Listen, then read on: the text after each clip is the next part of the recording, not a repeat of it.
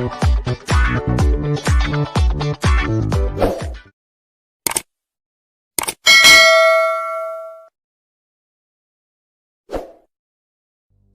saat ini bergeser fungsinya.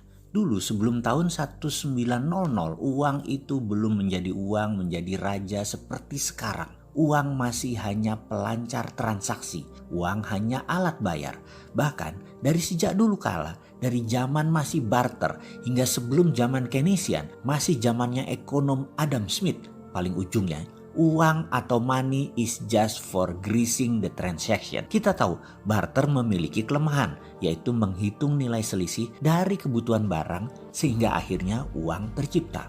Uang masih logam di awalnya dan hanya untuk pelumas transaksi, hanya untuk pelancar transaksi. Bergesernya uang menjadi kertas atau fiat terjadi distorsi atau pergeseran karena banyak timbul kecurangan. Kalau fisik logam sulit dipecah-pecah untuk bilangan kecil, maka kertas lebih mudah dan tersering kertasnya dicetak lebih banyak, dan inilah asal muasal inflasi. Kertas berharga tidak berhenti di uang berbasis logam mulia tentunya. Dunia mengenal saham, kepemilikan atas aset lain bukan logam mulia, tetapi perusahaan aktif atau perusahaan sehat. Untuk menerbitkan sebuah nilai ini rumit karena harus ada valuasi dan lain sebagainya yang sesungguhnya semua itu abstrak, tak jelas banget kebenarannya. Namun harus dipastikan demi terciptanya nilai pada kertas tadi. Printing saham sebenarnya printing money juga. Di tahun 1929 semua memuncak, dunia depresi, resesi parah. Uang kertas dan saham tidak terkendali cetakannya dan nilainya. Lebih ke emotional value, nilai emosional bukan nilai real lagi. Atau nilai sebenarnya yang ada sisi produksinya. Maka meledaklah Great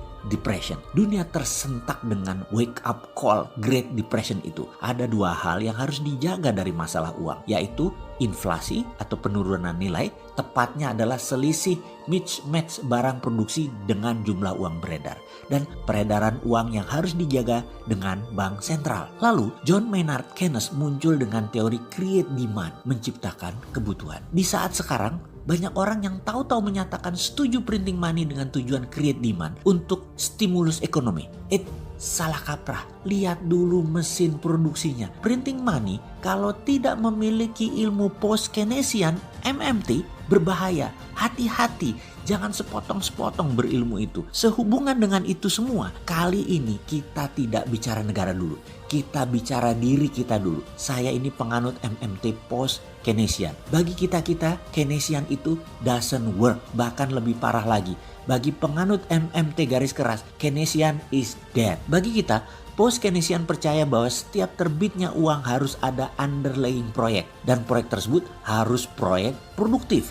Dan harus industri, harus manufaktur. Atau ada logam mulianya. Karena itu, untuk tidak berteori, kita mempunyai program personal SWF. Apa itu program personal SWF? SWF kita tahu singkatannya adalah Sovereign Wealth Fund. Hanya ini bukan sovereign negara, tapi personal wealth fund. Sekali lagi, kita masuk ke topiknya. Apa itu program personal SWF? Dinaran adalah aplikasi yang terkoneksi dengan sistem gerbang pembayaran nasional. Di mana kalau Anda membuka akun di Dinaran, setiap rupiah Anda ada emas senilai uang Anda. Karena memang setiap rupiah yang Anda masukkan adalah membeli emas. Kemudian setiap Anda mentransaksikan di semua toko, di merchant, menarik tunai di semua ATM. Artinya Anda menjual emas. Setiap hari emas Anda dihitung sesuai dengan naik turunnya harga emas dunia atau harga LBMA atau harga Antam. Bersama Dinaran, rupiah Anda memiliki underlying emas.